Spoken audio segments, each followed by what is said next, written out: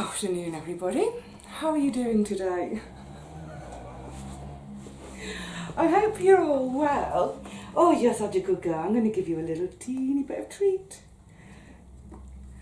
I've had a crazy busy morning.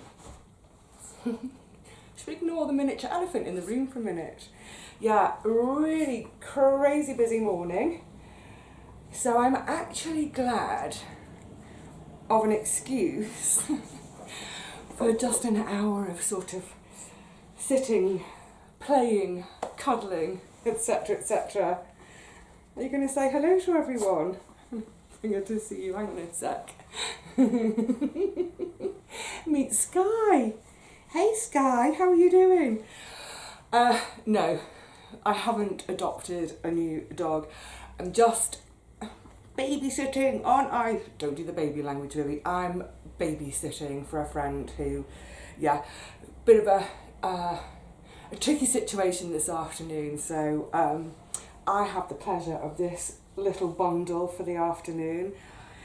It's so weird though, because I mean it's so lovely to have a dog in the house again. It's been a long time. It's been, oh, off she goes, and we'll hear her little tick, tick, tick, tick, tick across the floor. Yeah, it's been 10 years since I've had a dog.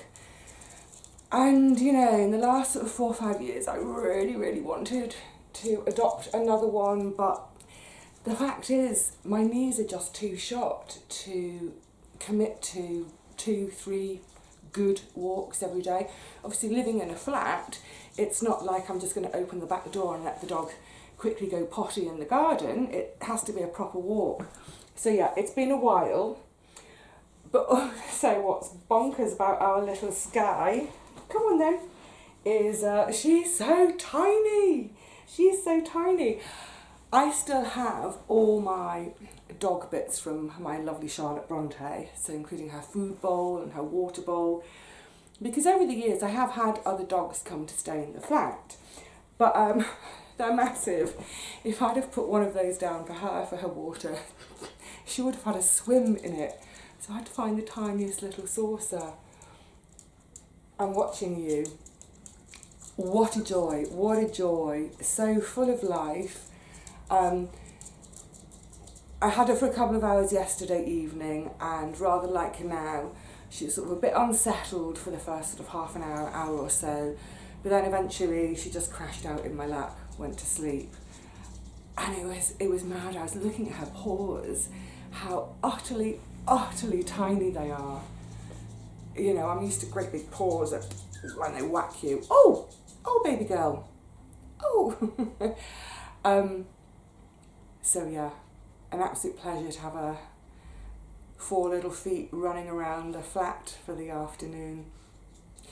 So the plan is to just do some playing, some cuddling, just help her settle down a little bit. She's a wee little rescue, so she's having a pee on the carpet. Hang on a sec, I'm going to go and get a sponge. I'd forgotten this joy. Oh my goodness, all cleared up. That's so funny as well. Like I say, because I've never had a little dog in my life, it's all right, little one. You're allowed an accident. Just the tiniest spot of wee. I've never seen so little wee come out of a dog. And the other thing I'd forgotten about not having a dog is, because this happened when I got back with her, is I'd forgotten what it's like to have an audience when I go for a wee. Oh, don't jump off. Yeah, I'd forgotten what it's like to have an audience. But yeah, I definitely had an audience, didn't I? You came for a good old look. So yes, we're going to have a little bit of play and cuddles now, and then at the same time I've got the washing machine on again. So once she's sort of settled down and cosy and having a little nap maybe, I'm going to start ironing again. Yes. Before I do, I just want to say a thank you. She said don't, but I'm going to anyway. Isn't that the most gorgeous card? Isn't that lovely? has hand painted. That's from Nancy. Nancy, thank you so much, lovely. We've spoken in private, but thank you, absolutely gorgeous. I love your cards, your letters. It's always so utterly wonderful. And it got me thinking about this whole sort of social media thing. You know, every now and again there is a little downside to it, and we try to ignore that, you know, the funny comments or the thumbs down brigade. But for the most part, what an absolutely joyous experience it is. And one of the reasons I was thinking about this today is just in the last few days, I've heard from either on my page or on Richard and Paul's Facebook page, Planet Vegetaria, various other places and spaces, I've seen folk sharing their really joyful news of finally getting their hands on an allotment, getting the keys for their first ever allotment, or, you know, moving house to somewhere where you finally have a garden. I just love it. These are people who, well, it's you guys, you know.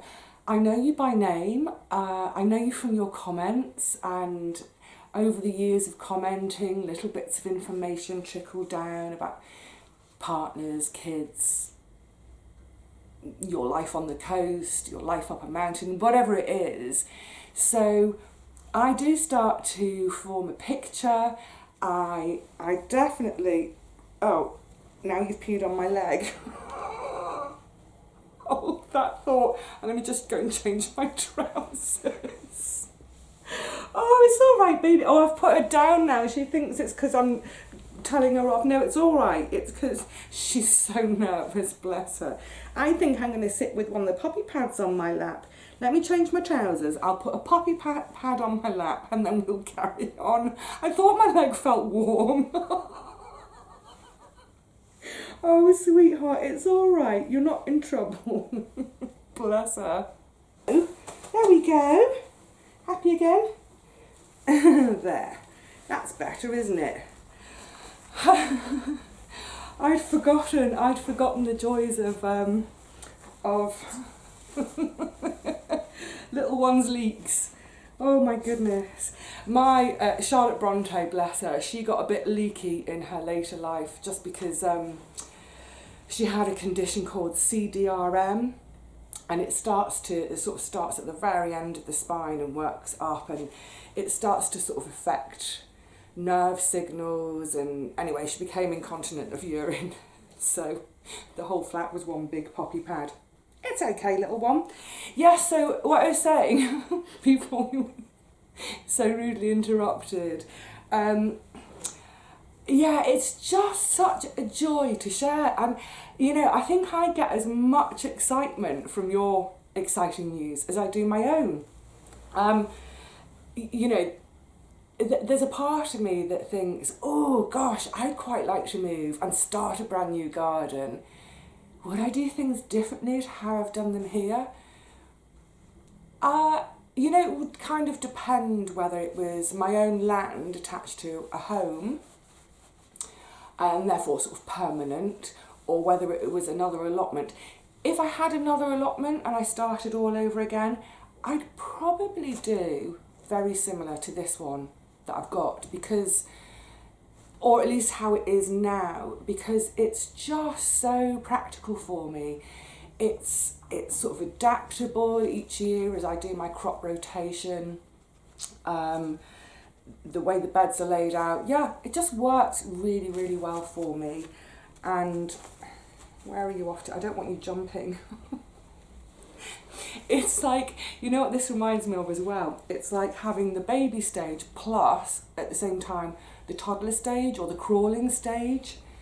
You're looking out the window, Poppet. Yeah, so I don't know. I think if I had a plot, I'd probably do it the same. But if I had my own garden, it would depend how big the garden was. But I would love to have more sort of herbaceous borders. I'd love to have fruit, all these things. But I think I would probably have it all mixed together. So the borders, they would be flowers and veggies and fruit trees. It'd be the lot. I would have everything. Yay! So yes, it's that thing of, and it's Nancy's card sort of prompted this as well, this absolute joy of sharing, especially say on the Facebook pages and that sort of thing that I see, my own, other people's. When people share we're heading into winter, people are sharing their cooking projects, their cakes. Oh my goodness, all the cakes I keep seeing, makes me hungry. Recipes, their crafting projects. Oh my goodness, Bernard and his quilts and his spinning. We all get to share that. And it seems crazy, doesn't it, to think that without this thing called the World Wide Web, none of us would have had these shared experiences. I think we take it for granted, don't we? I think we take it for granted that we can just turn the computer on or the phone or whatever device you use and tune in with other people, and we trot along, la la la, happily going along together. But it is kind of miraculous and bonkers that we can do that, isn't it? And of course, there are times when we share the not great stuff, whether, on the kind of the fickle level of a bit of a rubbish crop or slug damage, that sort of thing. But we've also shared when we've lost a loved one.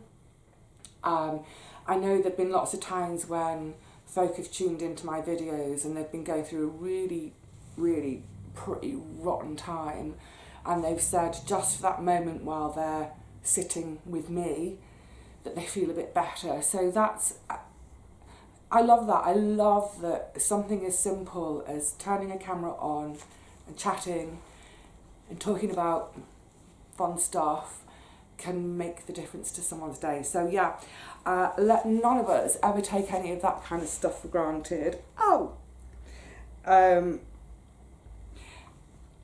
Let's share our happy or funny moments. I can't believe that. We on my lap, that's so funny. Your mum's going to be mortified when I tell her. No, she won't, because when I tell her, I'll be giggling. So yes, goodness me, I'll either catch up with you a bit later when I do the, oh my goodness, so one thing I was going to talk about when I'm talking about the ironing, but I think we'll just sit here for a little while longer for now because she's starting to settle down and I want her to feel safe and comfortable. The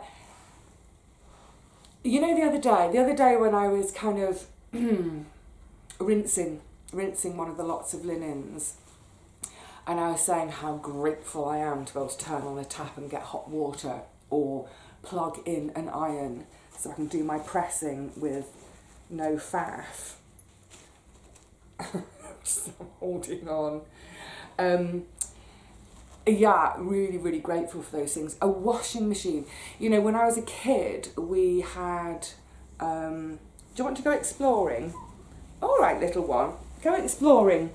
When I was a kid, and this is only sort of like late 70s, early 80s, we didn't have an automatic washing machine like the one I've got now, where you just turn a dial, decide which setting you want it, baby setting. From now on it's called the baby setting, not baby clothes. So we didn't have that. We had, it was a top loader, and basically, oh sorry if I'm a bit distracted, I'm just keeping half an eye on little one. It's, this is the other thing, isn't it? It's like with toddlers, when you can hear them, that's fine. So when I can hear a little feet, I'm fine. But when I can't hear them anymore, I'm thinking, uh-oh, is she into mischief somewhere? Is she in trouble? Yes, so it wasn't an automatic, it was a top loader, but there was no program on it, and it was literally, we had a hose from the kitchen tap. A hose went into the top of the machine to fill it up, and then it just had a sort of like a central cone blade thing that would just agitate backwards and forwards.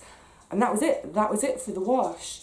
And when the wash was finished, there was a kind of spout at the bottom, and you put a bucket under the spout, open the spout, and let the water drain out. I mean, yeah, it took that kind of work out of things for you, but there was no sort of options and settings or what have you. And then when they came out of that, they then went into the spin dryer, which was another sort of circular machine, I don't know, maybe about 1.5 foot across, about 3 foot tall. So all the wet clothes that came out of the washing machine went into the spin dryer. Again, it had a spout, you had to put the bucket under it and really jam it in place, press it to spin, and through sort of a centrifugal action, it would push the water out. They'd come out of that and they'd still be quite wet though, so they'd come out of that and then they'd go through the mangle, you know, the feed it in, feed it in, feed it in, oh, watch your fingers, oh. Yeah, so that even, like I say, it's only the end of the 70s, early 80s, it was still a bit of a faff wash day. But yeah, so I'm obviously intensely grateful for all my gadgets, you know, my automatic washing machine. But here's the thing. I saw an advert on telly the other day and I thought, what is the world coming to? Oh my goodness. Talk about creating a need where there wasn't one. Talk about making life way more complicated than it needs to be. This is truly the most bonkers thing I have seen in a long time. Now, I should preface this by saying, I mean, you probably all realise by now, I'm not a big one for the technology. I am a bit tech phobic. You know, anything with a digital display. This is a newish washing machine. When I turn it on, it goes doot doot doot. I'm like, it doesn't need to do that. It just needs a dial. So yeah, I am a bit tech phobic, so that might be informing my reaction to this advert. But this advert was for a washing machine. Yay!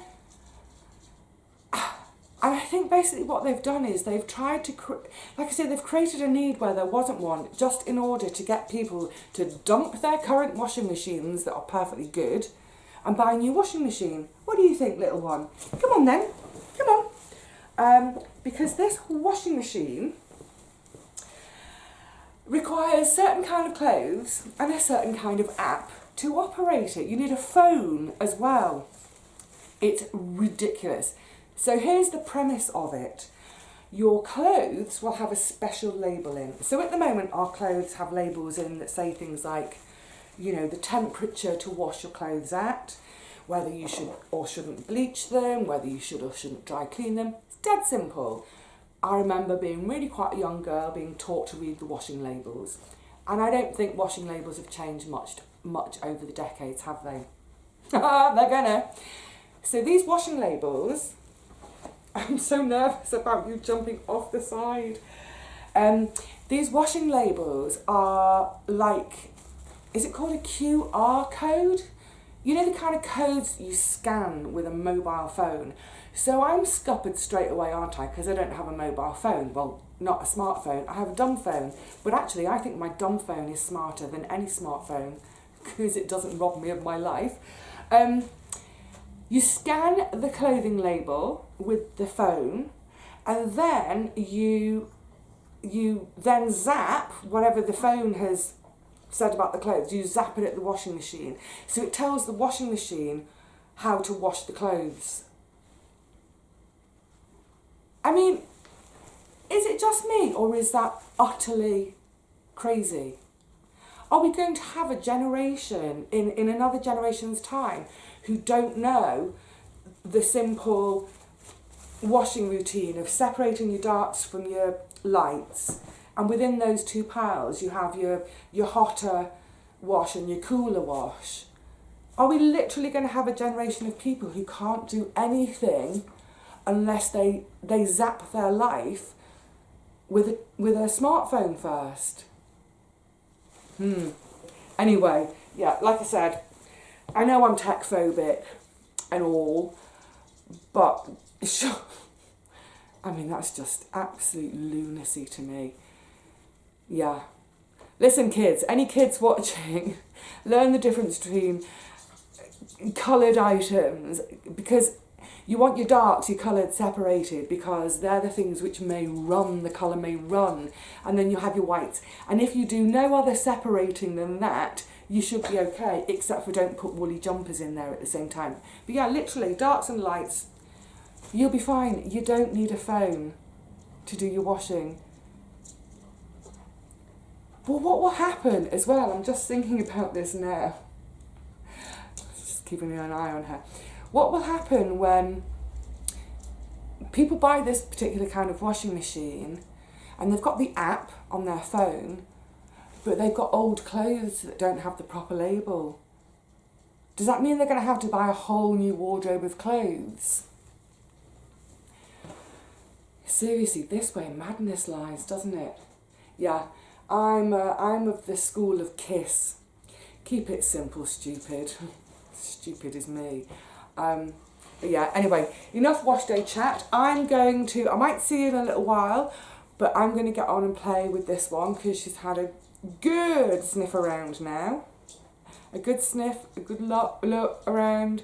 I think it's time to do some play chase with the tiniest ball you've ever seen. Oh my goodness. So I'm going to say cheerio for now.